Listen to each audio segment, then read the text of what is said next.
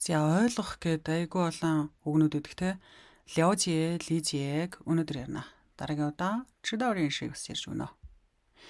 За ляожие гэдэг нь болохоор ямар нэгэн юмны талаар маш сайн ойлголттой байхыг хэлдэг.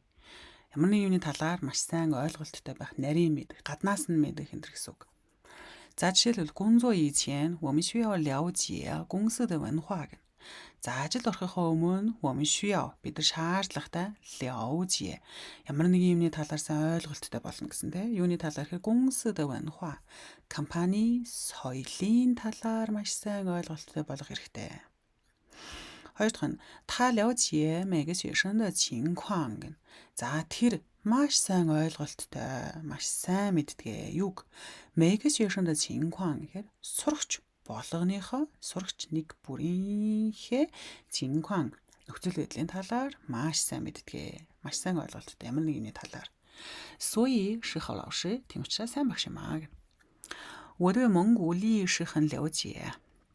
За би Монголын түүхийг маш сайн мэддэг. За түүхийн талаар маш сайн ойлголттой.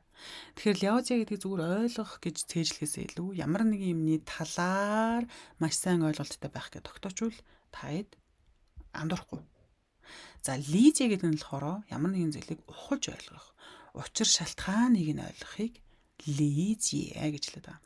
Бид нар нэг ухлаа гэдэг. Шалтгааныг нь учгийг нь тайллаа гэдэг. Тийм байна. За父母不理解年轻人的想法. За父母эцэг их不理解учир шалтгааныг нь ойлгодоггүй. Яг яагаад ингэж байгааг нь ойлгохгүй байгаа эцэг их нь.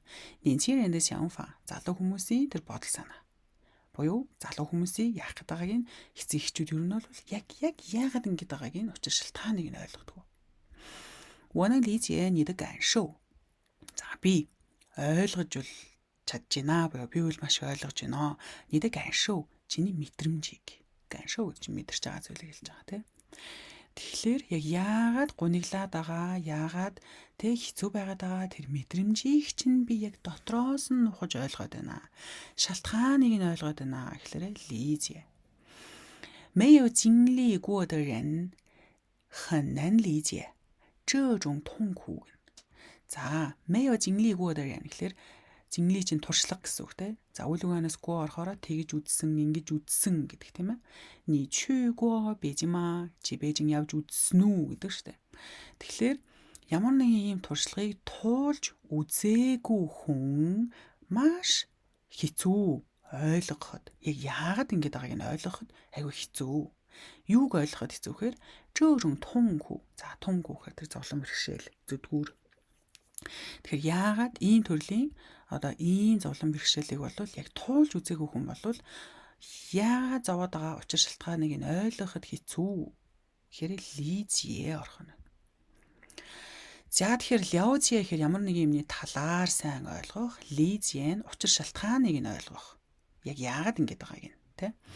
За хоёулын нэг үлгэрт харъя л да. 我越来越了解他的生活经历. За би улам ляожиа маш сайн ойлгоод байна. Хиний талаар юуг таад шөнхөө жингли түүний амьдралын тэр туршлагыг улам маш сайн ойлгох тусам зүү шууд ерөөсөө л юэлаа улам лижиэ шалтгааныг нь ойлгоод байна. Та вишма нама чэнмө. Тэр чэнмө гэхэлэр үг дуугүй ямар ч дуу гаргадаггүй намаахан чимэг байдаг. Тэгэхээр яг түүнийг яг яагаад ийм үг дуугүй болсон бэ гэдгийг нь би түүний амьдралын туршлагыг талаар маш сайн ойлголттой болох тусам түүнийг яг яагаад ийм чимээгүй болсон бэ гэдгийг нь би илүү ухаж ойлгоод байна.